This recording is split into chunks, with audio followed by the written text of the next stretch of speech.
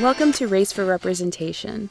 I'm your host, Emily Tomimitsu, and I'm so thrilled to have you join me on this journey. I'm half Guatemalan and half Salvadorian, and growing up, I rarely saw anyone who looked like me on magazine covers.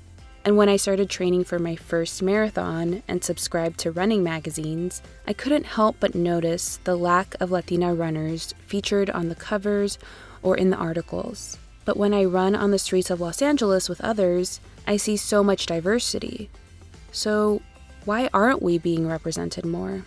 This podcast is my way of centering Latina voices in the running world. Each episode will explore the stories of Latina runners, will challenge stereotypes, and advocate for greater representation in the running industry. Whether you're a seasoned runner or just starting out, I think there's something here for everyone. Let's lace up and dive in.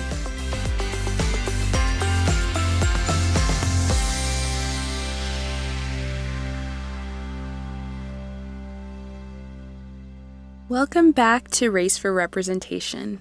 I'm your host, Emily Tomimitsu. Today, we're exploring the power of intersectionality in running and the inspiring story of one runner who has inspired me personally and many other Latina runners. The insights and story that we are going to explore today remind us why diverse representation in the running world matters. So let's jump in. When I was reflecting on my identity as a Latina runner, I wrote down, "As I lace up my sneakers for an early morning run, I know the road ahead presents more than just physical challenges. It reflects the complexities of who I am. In life, our identities intersect, whether it's ethnicity, gender, ability, or more. Legal scholar Kimberly Crenshaw calls this intersectionality. Intersectionality is a framework that shows how our identities combine to create unique experiences of privilege and also oppression. Think about the difference between a Latina runner who is deaf versus a non-disabled white male runner. Their experiences differ a lot based on the ways their identities interact with their environment. And that's why intersectionality matters. A one-size-fits-all approach just doesn't really work in a sport that serves so many different people. A women's running safety workshop, for instance, might overlook specific risks and barriers that BIPOC women face. And a diversity marketing campaign focused solely on race may miss the needs of a disabled runner. So what does it look like to apply intersectionality in real life? And how do runners carry their unique identities on and off the track? One powerful example is the journey of Maria Lorena Ramírez Hernandez, better known as Lorena Ramírez. Lorena is a Tarahumara ultrarunner, whose story we're highlighting today. But first, let's travel to Rejogochi, a community in the state of Chihuahua, Mexico.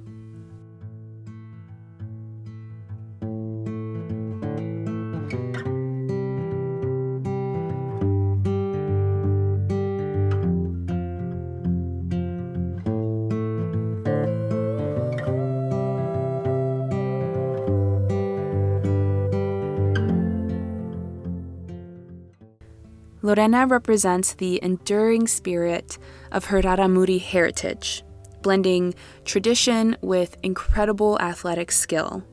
She runs not only for herself, but also for her people. Born in Chihuahua, Mexico, Lorena represents the enduring spirit of her Raramuri community. She competes in traditional leather huaraches and the vibrant skirt worn by Raramuri women, embodying generations of indigenous Mexican culture with every stride. For Lorena and many in her Raramuri community, and actually Raramuri means light-footed people, running is a cultural practice.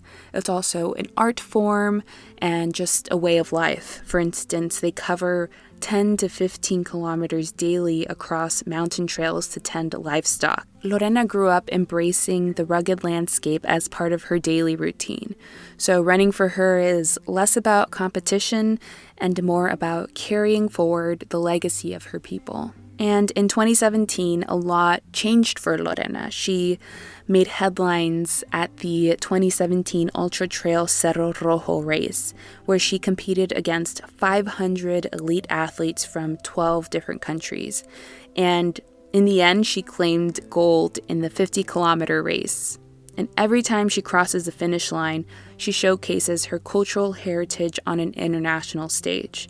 Her journey celebrates the timeless traditions of her ancestors and her own incredible athletic skill, inspiring runners like myself and also runners worldwide to embrace their identities fully.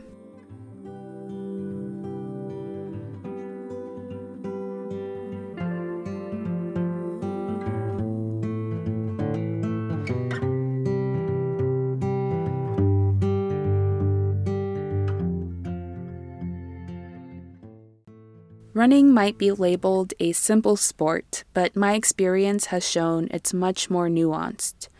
As a Latina, I sometimes feel like an outsider in predominantly white running spaces. My identity as a woman means I have to be constantly aware of my safety every time I go out on runs. And with my body size and my slower running pace, I've questioned sometimes my place in these running spaces. Each part of my identity shapes my running journey. Here are 4 ways we can make running more inclusive, accounting for our unique identities. Number 1 is more representation in leadership. I think that when decision makers have varied life experiences and are diverse themselves, they create more inclusive policies. It's about diverse voices making space for everyone.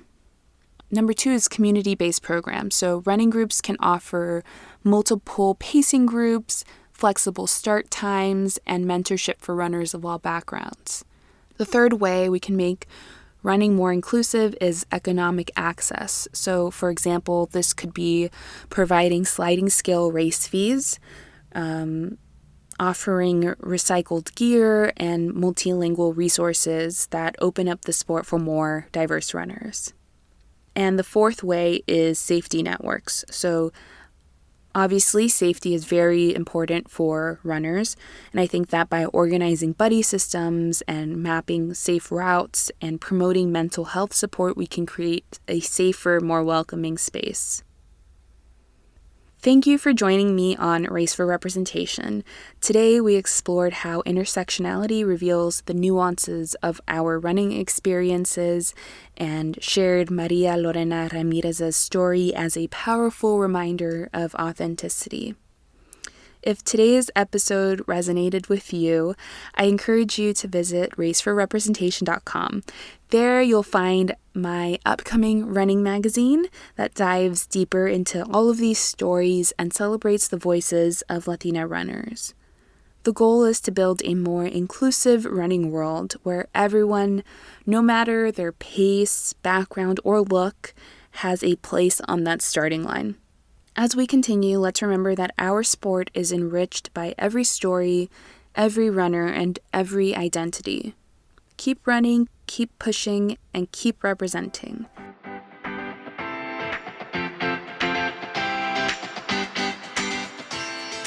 Thank you for tuning in to Race for Representation.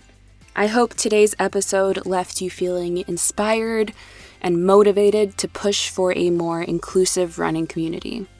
Together, we can help reshape how runners are represented and also ensure that every runner's story gets told. Don't forget to visit my website at raceforrepresentation.com. That's race, 4, representation. There you can explore the running magazine I created for my graduate thesis, featuring incredible stories from Latina runners. And if you'd like to share your own running journey, just click the Share Your Story button at the top of the page. I'd love to hear from you. Thanks again for listening, and I'll catch you next time. Keep running strong.